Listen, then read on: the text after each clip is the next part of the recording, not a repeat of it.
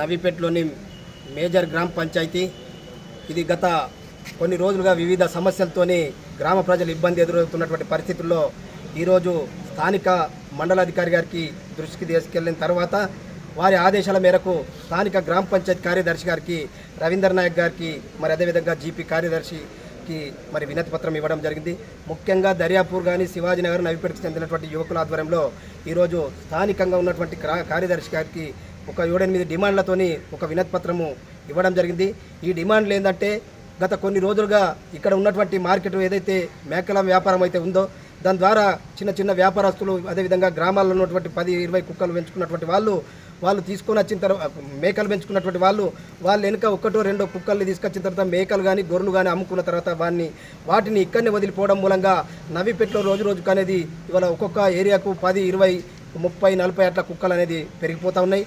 దాంతోపాటు ఏంటంటే గత వారం 10 రోజులుగా వర్షాలు పడుతున్నటువంటి పరిస్థితుల్లో వివిధ ప్రాంతాలలో కూలిపోయినటువంటి ఇళ్లతో పాటు కొద్దిగా ఇబ్బంది ఎదురవుతున్నటువంటి అనేక మంది పేదలకు మరి వాళ్ళ ఇబ్బంది కలుగుతూ మరి ఎక్కడ ఉండాలనే పరిస్థితి లేకున్నటువంటి పరిస్థితుల్లో స్థానిక ఎంఆర్ఓ కానీ ఎండిఓ కానీ గ్రామ పంచాయతీ వాళ్ళకు కోరడం ఏంటంటే ఇమీడియట్గా ఆ పరిష్కారం కొరకు వాళ్లకు సూచనలు సలహాలు ఇచ్చి అధికారికంగా ప్రభుత్వ పరంగా ఏమొస్తుంది అనేది వారికి సాయం చేస్తూ మరి వాళ్ళను వేరే ప్రాంతాలకు ఉండే విధంగా ఇచ్చేయడాన్ని కోరుతా ఉన్నాం.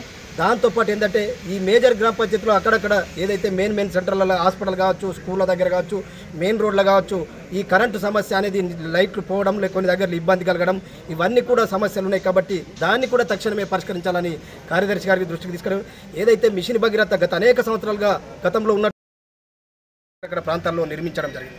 ఆ నిర్మించినటువంటి టాకీల ద్వారా ప్రజలకు మంచినీళ్ళు అందించే పరిస్థితుల్లో ఇవాళ ఏదైతే మిషన్ భగీరథకు సంబంధించినటువంటి అధికారులు కావచ్చు, మరి గ్రామ పంచాయతీ వాళ్ళు కావచ్చు, సమన్వయం లేకపోవడం మూలంగా శివాజీనగర్తో పాటు ఇంకో కొన్ని దగ్గరలో టాకీలు అట్లనే ఉండిపోవడం జరుగుతూ ఉంది.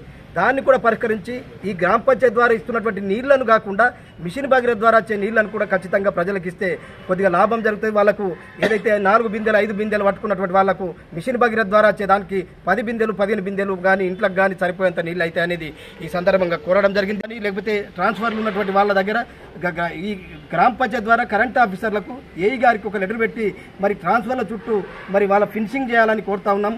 మరి ఇవన్నిటికి కూడా ఏంటంటే స్థానికంగా మండలాధికారులను దృష్టిలో పెట్టుకుని ఉపాధి హామీ కూలీలతో పాటు గ్రామ పంచాయతీ సిబ్బందిని మరి వాడుకొని ఈ చెత్త చెదారం కానీ ఇవన్నీ పేరుకపోయినటువంటి పరిస్థితి, దోమల బెడద, ఎందుకంటే వర్షాలు పడాయి, దీంతో డెంగ్యూ వ్యాధితో పాటు మిగతా వ్యాధులు వచ్చే పరిస్థితి ఉంది. కాబట్టి ఈ సమస్యల్ని తక్షణమే పరిష్కరించాలని మరి స్థానిక కార్యదర్శి గారికి ఇవ్వడం జరిగింది. ఈ సమస్యలు కనుక పరిష్కరించకపోతే మరి అదేవిధంగా స్థానిక ఎండిఓ గారికి కానీ కలెక్టర్ గారి దృష్టికి తీసుకెళ్తామని ఈ సందర్భంగా మీ ద్వారా తెలియజేస్తా ఉన్నాం.